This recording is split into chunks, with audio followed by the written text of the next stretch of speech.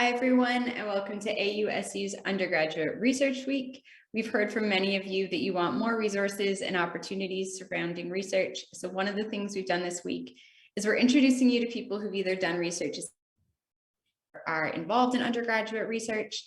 And today I want to introduce you to Katy Lowe, who is one of your student counselors, as well as one of the undergraduate winners of AU's Graduate Research Conference last year. Welcome, Katy. Thank you. So I think you did your research through one of AU's research courses, right? Yeah, I've done quite a bit through Athabasca University. I did the Psychology 418 special projects in psychology in order to get some course credit. My research that was presented at that conference, though, actually was through Athabasca University again, but it was through an Alberta Innovates summer studentship. Oh, that's cool.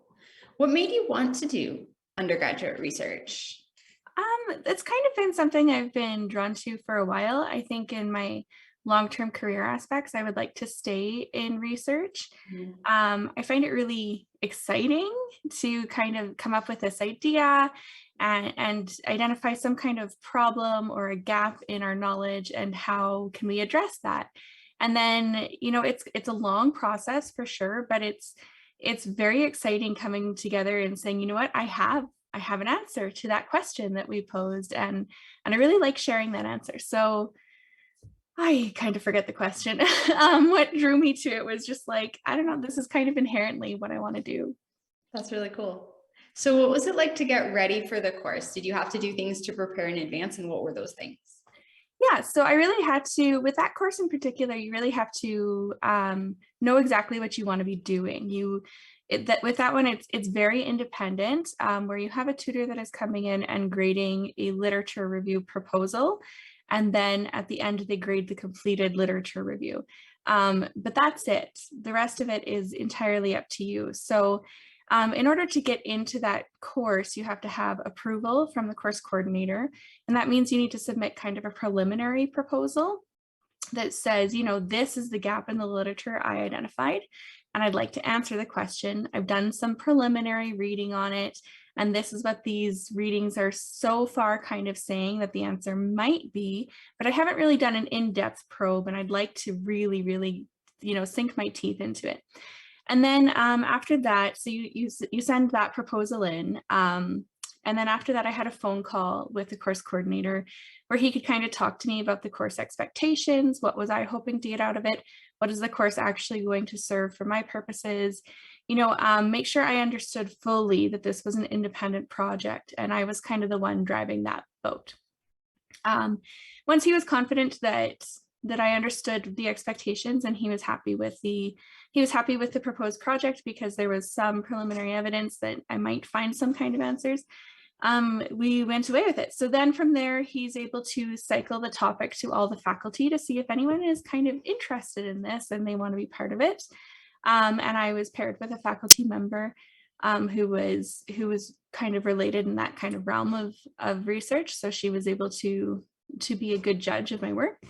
And then I was able to do like a really big proposal, which was the first time I had done a really big proposal. But I think even the proposal was such a beneficial thing to do, to kind of really understand these small steps in research that you may not usually consider, and we're not really exposed to it very often. And it was a big process. I would say the proposal was like more than half of the work required to complete the entire review even. So it took a couple of months to do the proposal. It took another couple of months to finish the review. And so that course was really, really good. I think anyone undertaking research or wanting to undertake research, it's a really good experience because it's taking the whole literature review process that you need to do in order to properly even know what direction you need to take next steps in your research. So it's a long process. It can be really exhausting, but it's really important to really get to know your topic and know what you want to do. That's awesome. What do you wish you knew when you started that you knew now? You know what? I wish that I had more confidence in myself. I felt like as an undergraduate student, sometimes you're kind of waiting to hear or be assigned a topic and go from there. And I had good ideas. I wish that I had more confidence to propose my own crazy ideas and what I thought was important and what I had identified as an answer that hadn't been, or as a question that hadn't yet been answered, because those are really great questions. And so I think sometimes as an undergrad student, you question yourself and you're like, is this question really relevant? But it is, so do it. That's awesome. So what would you tell a student who's considering one of these courses? Is there anything else advice you'd give?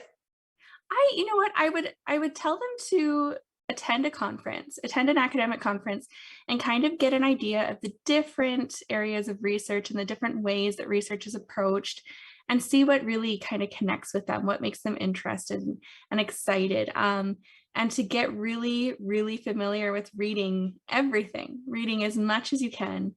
And then if from there they went to this conference and they were excited by it, and they thought to themselves, I have this idea we could do, then start to take the next steps, see what you can do, start to put together a literature review. And if you're from there, you've done a review and you're like, there's not an answer to this question, well, then it seems to me like you have identified a great space to explore.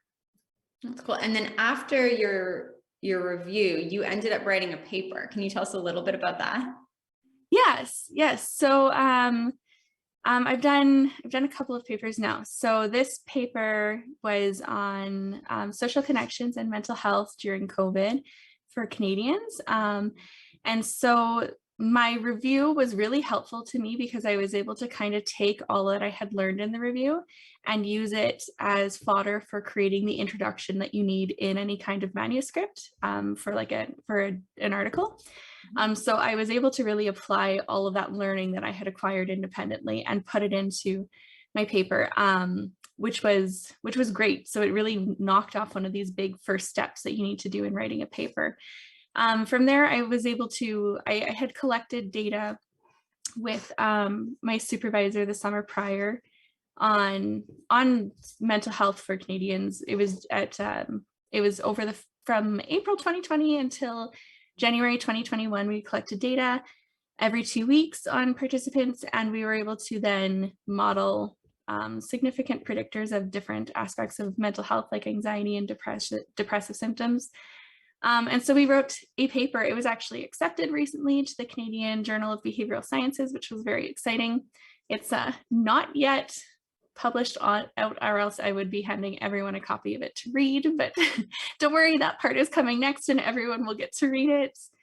And so it was a really great experience to do that. It was very, very exciting. And yeah, I think that taking that special research course through Athabasca University was really critical in my learning to be able to apply research and do the next step.